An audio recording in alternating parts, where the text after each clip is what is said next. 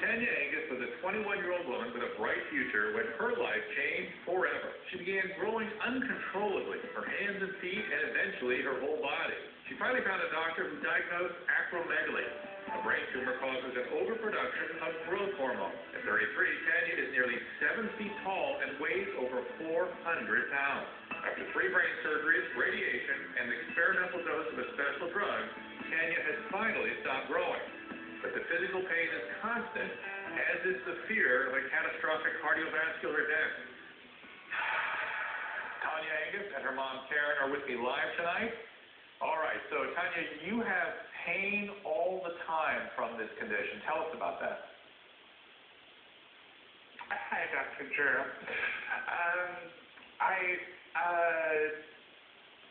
It's a never-ending pain in my back and in my hips and in my knees. I mean, I get cortisone injections in my knees, and it still barely takes away all the pain. And Tanya, as I understand, you were a usual developmental experience, eyes and whatnot, until you were about 19. Maybe we could show some pictures of that. We're looking at pictures of you in a saltwater pool now, which I understand is how you get relief from all that pain. But you were normal, you were developing at 19, and then what happened?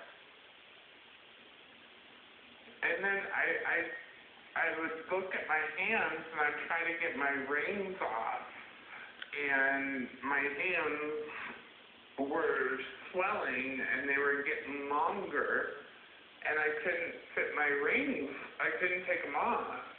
I had to have them cut off. And my feet were growing, my body was growing. I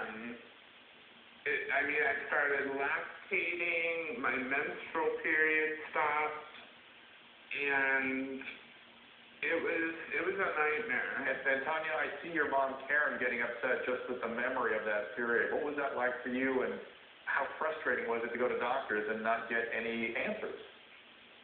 Hi, Dr. Drew. It was very frustrating. And it hurts. It hurts. What I find kind of confusing about her case is she has a condition where the pituitary gland begins producing too much growth hormone. Okay, and the result of that, if you're already fully developed, you get something called acromegaly, where your skull enlarges, your hands, your feet enlarge. But if your growth plates on your long bones are still open, like say you're a young person, a child or an adolescent, you get something called gigantism. And it seems like Tanya was getting gigantism at a rather later age of life. Is that why they didn't consider it? Yes, that is. And so when they finally, took off their blinders and started thinking about it, what happened? How did they finally realize it? What did you think when they did? Karen? Well, Dr. Drew, with any disease, sometimes they're a little harder to find than others. And the doctors were just kind of skipping over what the underlying cause was. She had symptoms of this, that, and the other, and they didn't put it all together.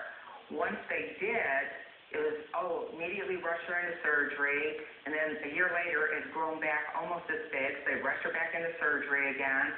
Then we did gamma knives, daily radiation, and they thought, okay, we got her out of the 4,000s. Now let's bring it, we got it down to 1,000. And we hit normal once this year, but it went back up again.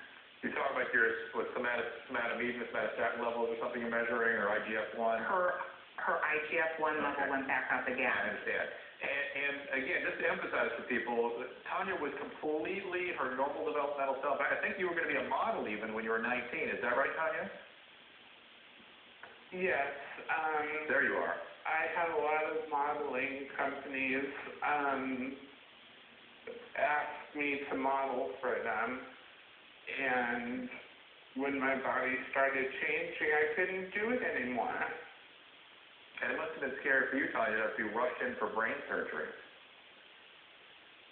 Yes, I was very scared at the idea of brain surgery. I wasn't optimistic, and the only thing I found on the internet was that Andre the Giant had this condition.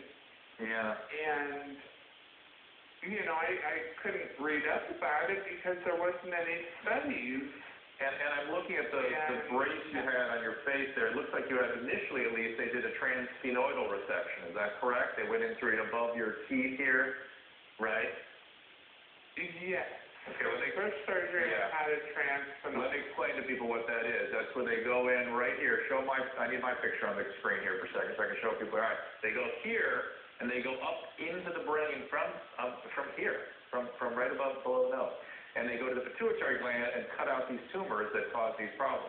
Now, the show tonight, though, is about overcoming these things and how you manage them, how we deal with these things. So we're going to talk to somebody who Skyped us, who has a similar condition to you, Tanya. We're going to sort of talk about how she's overcome it.